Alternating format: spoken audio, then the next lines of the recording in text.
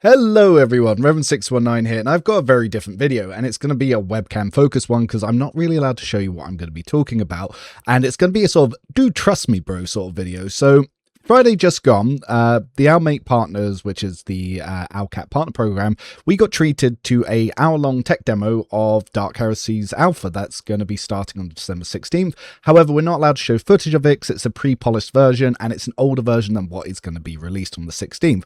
However, we were told that we weren't allowed to discuss it until the 16th. But after sending a few memes to Starrock, who's one of the senior community managers, he had us speak with the team, and they've agreed that we can actually discuss what we saw in that. So rather than go over some things verbatim from the Q&A or even talk about all of the hour-long stuff, because there's going to be a better chance for it, I wanted to focus on the 21-minute battle encounter we saw and talk about some of the mechanics that we saw there, because there was a lot that I got to ask that would be able to be released in the Q&A from the 12th, I believe, even though we can't show it now. And there's also some other things that, from the story stuff that, like I said, some other channels would be better to go over. But the mechanical stuff is probably going to be where I best suit to go over. Apologies for the sudden cut there. I had to cough, and not using a script, it can be hard to remember where I was. But anyway, so we were shown a party of 6 in a level 3 encounter, as well as being shown a lot of the new skill checks that I will discuss a little bit later after the battle sort of stuff. But what we were shown was an Imperial Noble. So he was an Imperial Noble, was the origin. It was an officer, and that was what the Inquisitor was. Now, in this, the first thing I noticed is Voice Command is gone. Bring It Down still seems to be there, as does Finest Hour and the Desperate Measure version, though I don't know if they still work the same, whereas Bring It Down does. This seemed to be a little bit more toned down than usual. Instead of having an ability to buff his party, he had an ability to debuff the enemy's morale. The character was equipped with 2 sniper rifles, which made quite interesting for that going into combat. And his specialization he seemed to be based around enhancing the officer abilities from his origin. So it seems that origins directly interact with archetype now, and they give different benefits to different archetypes. The second companion that was shown was Hamar, who's the Catachin jungle fighter, and that was his origin as well. There were no homeworlds present in the tech demo we saw, which might be one of the reasons why we're not allowed to show it, and he was level 3 specialized for burst fire. So the way that things have been changed is you don't have run and gun like you did before on Soldier. You don't even have rapid fire, but you have the ability to modify things. So he had 2 abilities. One, which was a toggle on that would increase his burst fire, which cost 1 AP, from 1 AP to 2 AP.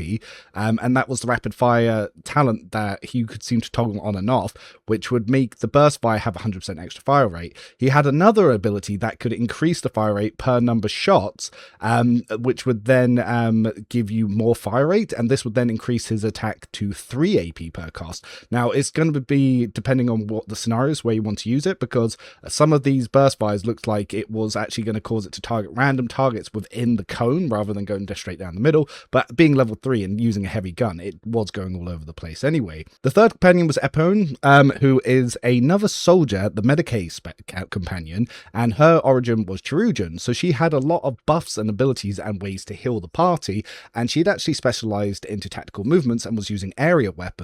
She seemed incredibly multi-attribute dependent because she was using intelligence, she was using perception, she was using agility, and obviously her ballistic skill. So I'm thinking that that's going to be a little bit more spread out. But again, some of these abilities were interacting with her soldier abilities. The fourth companion being used was a sanctioned psyker called Saros, who we had previously seen in the Gamescom footage. Whilst he hasn't been officially announced, he was in the trailer there, so I am going to talk briefly about him. He was a sanctioned pyromancer and a mystic. By the looks of it, he had a new ability called Assail, which seems to be the default Psyker ability, which is a short single damage target attack. And because as a pyromancer is level 3, he had seemed to specialize into more pyromancy spells, and he had the Firestorm ability. Firestorm was now a vortex spell that you would cause an area and it would cause a massive explosion. One thing else that I noticed was as Veil degradation went up, so did the damage of his Psyker powers. So it seems that the more that the Veil's degraded, the more damage your powers are doing, but this wasn't something confirmed. It was just what I was noticing. His first cast of his abilities did around 10 damage. When the Veil increased, the next cast did around 14, and then when it was really high, the last cast did about 25, and this was to everyone in the area. And more importantly, I noticed at high veil degradation. When he started his turn, he caused a massive explosion that actually killed one of his allied characters. So it seems that being a Psyker is going to have a lot more drawbacks this time around than it had previously. The fifth companion was Lanthar, who seemed to be the Corsair companion, and he was a Wayseeker. And it seems they're being very smart about how they're handling Xenos companions this time, because he had a unique Wayseeker class. So his class was basically a mixture of a twin sword fighter and a Psyker. So it seems to be that he will level up differently from the rest of the characters, which I actually think is the better way to do Xenos companions, rather than trying to fit them into the mold of the human counterparts. He had a specialization for twin weapon fighting, so his offhand attack had reduced costs, and he was also able to use some Psyker powers. The encounter was based around hostages being executed, and he had to try and get in and interrupt. And it seemed that some of the precision-based abilities on his sword could target enemy hands, which would interrupt their concentration action, which they were planning to do later moves to cause stuff in the combat. So it'd be something like one enemy would have the ability that they were trying to execute someone, and you would see where that was in the timeline at the top, and you had to interrupt him before he did it, or one of the hostages would die. There were some other interrupt abilities that came up as well, like another enemy used Second Wind, which was going to fully restore his health and armor, but not when he cast it, but later in the initiative order. So he had to try and interrupt that action before this guy fully healed. The final companion shown was Cog, which is obviously the Ogren. He appeared to be a warrior, and I didn't get to see what his origin or his specialization was, because that didn't open during the flow of combat. But he had been focused mostly on melee. Now, how they're engaging with mixed attackers, I don't know, because 4 out of the 6 companions that we've seen are all been shown to be mixed attackers, which means they're using both their ballistic skill and weapon skill. None of the specializations I've seen to this point seem to indicate a way to do that. And when I asked questions about it, they didn't seem to imply that that was actually a focus of something they were doing with the system, but that does not mean that it's not going to be possible in the system. It just might mean that the executive producer who was doing this tech showcase might not have been aware of it at the time. So maybe warrior or even soldier will have a specialization for sort of an arc militant style thing where they increase their weapon skill, ballistic skill by the other one, but it still remains to be seen how that feature is going to work and how that's going to be supported. Something that was immediately noticeable in this combat encounter was the environments were much more engaging. Rather than just having a random map that you had to run around with obstacles, there was verticality involved where you would have to send allies to either climb or drop down to. Cog, being a 2x2 companion, did have the ability to scale and climb, which Ulfar didn't in Rogue Trader, and some of the enemies were even acting in the environment. You had to stop them using switches and mechanisms to stop them changing the flow of the battle. They also had a commander unit that, if you took out their commander unit, would cause debuffs on the enemies. When the commander unit had his morale broken, he actually started shooting at his own troops in a panic before the party was able to rush him down and kill him. The combat actually ended earlier by the final 2 surrendering, but one of them died as they were surrendering because of the burn damage that had been left on by the Pyromancer. Another thing that was quite obvious in the combat encounter is the use of cover. Cover seems incredibly important. Whereas before, cover had a chance to obviously take a bullet as if it was acting like dodge, the cover was actually absorbing the damage, and the cover had its own health points that was being hit and not being penetrated. So when the enemies were shooting at it, they were taking the hits themselves. I didn't quite get to see how armor pen worked, but if I review some of the footage, I might be able to get some more insight. But as I was saying, when it looked at the way that armor was taking damage, it seems to be that they were just 2 separate health pools, like temporary wounds work currently in Rogue Trader. That armor goes first, and then health goes, or wounds as they're now calling it. Like I said, I'm not sure if there is any armor penetration, but because it was a low-level encounter, I didn't see any in this encounter. One of the other things that was quite noticeable was tactical movement did matter a lot more, and it highlighted that there's now a new defensive stat. So you have a defensive stat that can be modified by injuries that you can receive by having different body parts targeted, like by the VAT system or the random criticals that you can sometimes take. One of the other things that was quite obvious was the way that the Endure had changed. So Endure, rather than give temp wounds, now actually restores armor points, and there was both Medicaid to restore health and armed items to repair armor. One of the other things is Endure was actually doing damage to enemies' legs, sort of giving them a shaking leg style ability. So once their armor was down, it could actually damage their movement, as well as other little options that I was seeing with some of those different movable attacks. I also noticed that Daring Breach is gone. So instead of getting unlimited movement and attack economy, you basically get one really big hit that's guaranteed to critical, and then you take 30% more damage to the rest of the encounter, and you do 30% less damage. So it's actually the desperate measure. It's actually more of a desperate harsher. There's a bigger impact on that one hit and a bigger drawback afterwards, rather than just having a way to instantly clear the combat. So it's going to be interesting to see if any of the desperate measures or heroic attacks are different, or if they're just different variations of the same powerful ability. Briefly going back to the cover system, it was very clear that cover was a lot more important because, as I said, he was in the open trying to fire at enemies in cover, and he just couldn't damage the ones behind cover because the cover had too much health at the time, but they were very quickly gunning down his allies. Another thing that I saw differently was area weapons seemed to get round cover a lot better than burst weapons, and the other thing that I noticed was the run and gun ability was an ability that was being used by one of the area companions, and rather than allowing you to move and do a second attack, you actually fire the same attack twice at reduced damage. So it's an interesting way that they're looking to balance that, and I didn't notice a version of concentrated fire at the time, but there was a modified version that he wasn't using. These modified skills that you can toggle on and off seem to be quite interesting, and I think that's going to be a lot of what's coming from your specializations, but again, more information on that does remain to be seen, and we'll have to see what we see on the 16th when it comes to that. But we were getting a lot out of that from this combat encounter. To briefly go over some of the stuff from some of my mechanical questions that I got to ask during the Q&A, a couple of the things that I did want to ask about were centered around some of the changes that we're looking to do and how much they're doing in the development. One of the things that I did ask straight away was, how much are they going to be looking at feedback from players if they really don't like a new system?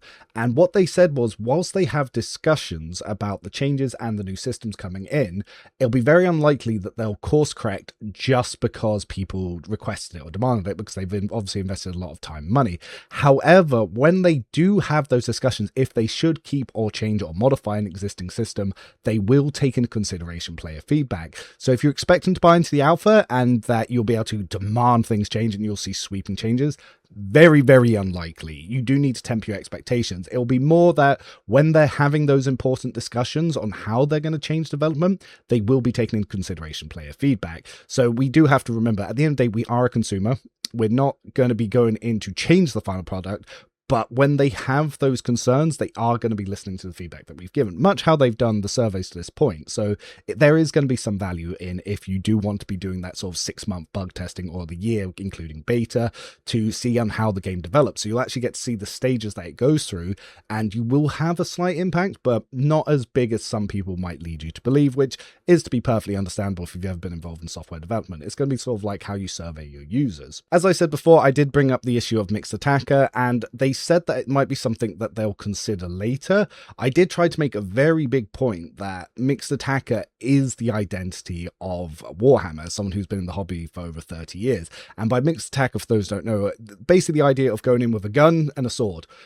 They didn't seem to think it was that important, or at least the executive producer didn't. And I was like, look, I need to be honest. I need to really highlight that is a cornerstone feature of the franchise. And if anyone thinking about it, that's what they picture, is Nastartes going in with a bolt pistol in one hand and a chainsaw in the other. So supporting that kind of playstyle is definitely something they need to consider. However, when it comes to sort of the more questions that come from the Q&A and the other things that other users had, a lot more of that will come out once we get the full interviews that are allowed to be posted. But like I said, I'll save that for another video, so I won't go too deep in there. But some people did say that I did seem like I was being overly hostile, but I was really trying to just get the information that I knew that you guys would want. And at the end of the day, I was being very respectful. I do like the way that they're planning to balance it, and that's they want players to have specializations, and they want them to be set to a path rather than being able to do everything all at once. So we did also manage to get confirmed that if you play a Psyker, you can't mix and match. If you take the Psyker origin, you'll get some benefits from the origin, which will modify your archetypes, but you won't be able to mix and match Mystic and Savant. If you go Mystic and Savant, that is the path you're going to really play into your psychic powers, and you'll get specializations that can customize your experience around that, but you can't mix and match, say, Warrior into Savant as it currently stands. When it comes to looking at some of the abilities that we're seeing here, weapon skills returning, bliss skills returning, strengths returning, toughness, agility, intelligence, perception, willpower, and fellowship, but they're changing the way some of these checks work. So strength is now going to govern athletics and tenacity. Toughness will govern resistance, which you'll actually be using in combat encounters instead of corrals. Agility will govern mobility, demolitions, I don't know what LIP stood for, but it was something that came up a few times, and sleight of hand. Intelligence has actually been reduced a little bit, so it'll be Law Heresy, Law Xenos, Law Warp, and Tech Use. Perception has been changed to include Medicae and Awareness. So whereas before I'd thought the Medicae companion was going to be based around that, it means they're actually going to be using their perception, which is probably quite a positive change. But obviously area weapons, until you get certain talents, it's going to be tied to intelligence. Willpower now does wits and interrogation, so willpower is actually going to be a check that we're going to be using more. And fellowship will cover metal, intimidation, and diplomacy. So these are going to be some of the changes that we're seeing to some of these skills. We're also going to be seeing some changes to the currency system, where you're going to be actually collecting trash loot that you have to sell to be able to buy things, because we're not like the Rogue Trader from before, where we had infinite resources. There was a really big improvement to both the UI and the actual look of things, and that there was a lot of idle animations, and characters were even commenting on it, people rummaging around through their stuff. So there was a little bit more dialogue, and the sort of the NPCs they were interacting with seemed to be a lot more alive. But this was something that I thought was quite cool, but we'll have to see what everyone else thinks once we get full access to it. The very last point I wanted to go back to is that I did mention to the executive producer that there was a slight annoyance when it comes to actually making your character, and that was around weapon proficiencies. So companions all get weapon proficiencies, be it bolters, flamers, or armors or whatnot, which the player-made characters didn't in Rogue Trader. And I asked in Dark Heresy, are we going to be getting some proficiencies? Like, say, with Priest, for example, in Rogue Trader, you need bolter, melter, and flamer to actually be able to interact with your origin abilities. But that's a 3 talent tax that you have to take, but companions like Chorda and Argenta don't.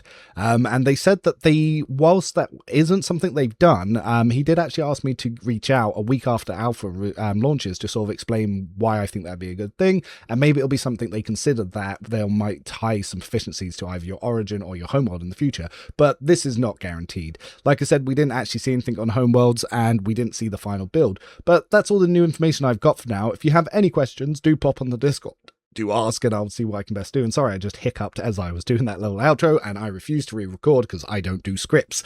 But I'll see you all next time. Any other comments, do let me know below and get some discussions going. It'll be interesting to see what your thoughts are so far. And like I said, if you've got any questions for clarity, do let me know and I'll see what I can answer. Till then, thanks for stopping by. Revan out.